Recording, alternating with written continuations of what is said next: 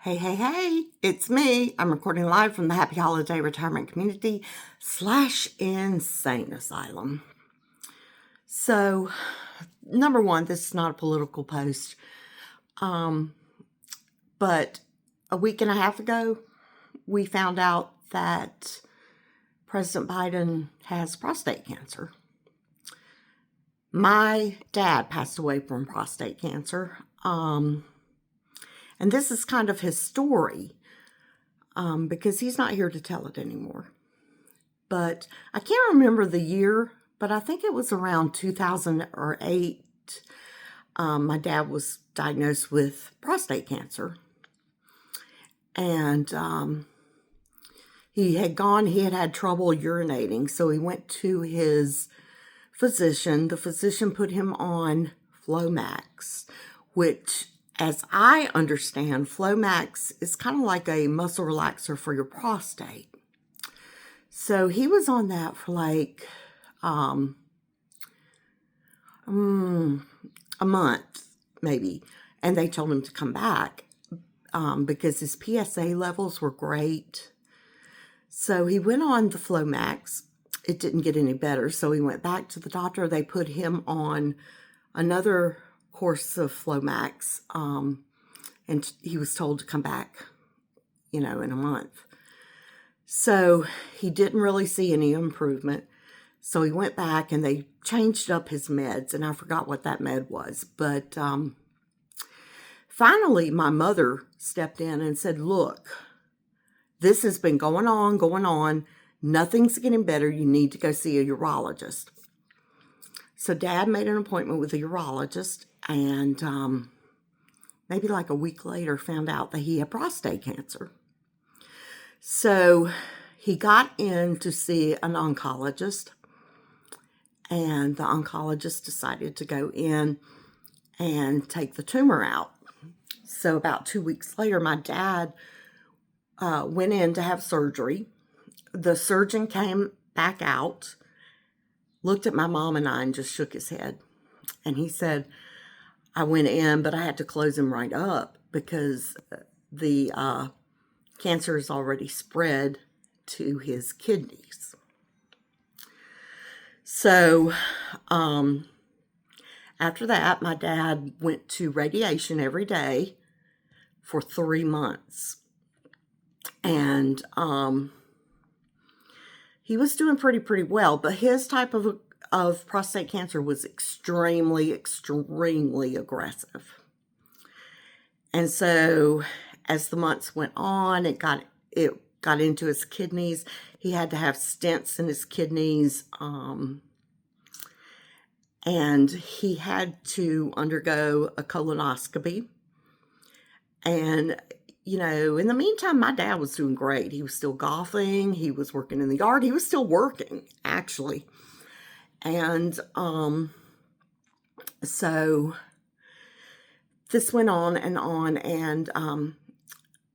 I did not know. And in fact, none of us knew that when you have radiation, it scars your insides. And the scarring began falling off, and it was clogging up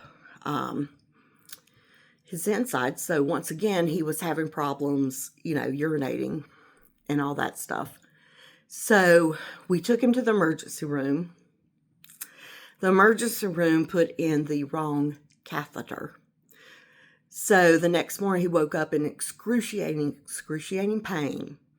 So we took him back to the doctor and found out that the ER had put in the wrong catheter. So we dealt with that, and then my dad came down with C. diff. C. diff is a very, very contagious intestinal thing that is very common in hospitals. Because it's so contagious, we had to suit up and do all the things. Well, Dad recovered from that. And my dad was a rock star during this whole thing. So, anyway, he went on with his life, still playing golf, still doing all his things. And then he had to have an ileostomy. ileostomy. And I think that's the way you pronounce it, ileostomy. And so that was in 2015. So by that point, my dad had already lived longer than his doctors predicted. I mean, they just could not get over it. So when I picked him up from having the ileostomy, he had been laying in a bed full of poop. And he didn't want to tell the nurses because he said some of the nurses didn't even know how to change his colostomy port or anything. He said I had to help. I had to coach them on how to do it. So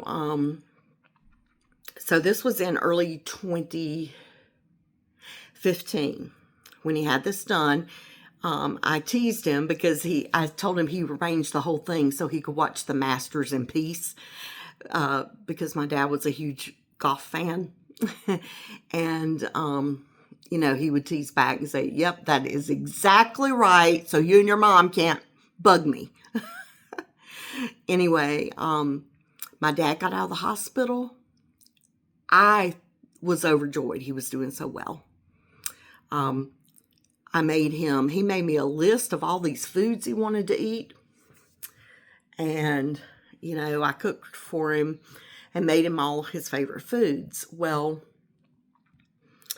one night, like a week later, he woke up in excruciating pain.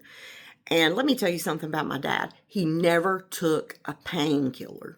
He had prescriptions for them, but he never got them filled. And I know he was in pain, but that particular morning, it was like 2 a.m. in the morning, I was still up cleaning, and he walked down. He said, what are you doing up? And I said, what are you doing up? And he said, I'm in so much pain. And I said, well, let me go get you something. And he said, no, I do not want you going out this time of night or this time of the morning. And I said, Dad, I'm used to it. I'm used to it, because at that time we had a 24/7 pharmacy. So I could have gone, but he insisted that I not go. So the next morning early, I said, I will go get it as soon as I wake up. So the next morning, he woke me up about 9, and he said, can you go get my pain meds? I said, sure. So I went and got his pain meds. He took a couple, and then from there, he just went downhill. So I had to call EMS. So we got to the doctor, and they admitted him because I forgot to tell you, he had metastasized by then. So it was all over his body. So there was a big screw up at the hospital. I'm not going to go into that detail, but he was told he would have to have surgery. That was not true, blah, blah, blah. Anyway, I went into his room. I said, Dad, good news. You do not have to have surgery in the morning. He said, great. And he said, you need to go home. I said, no, I'm not going home. He said, go home, get rest, and be back here in the morning. I said, yes, sir. So I went back, and about, I don't know, it was early in the morning. I got a call that they were calling in the family. So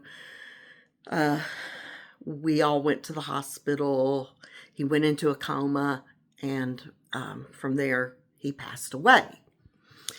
So the reason I'm telling you all this is because, number one, it took my dad a minute to get fully diagnosed because his Gleason scores, his PSA scores, they were fine.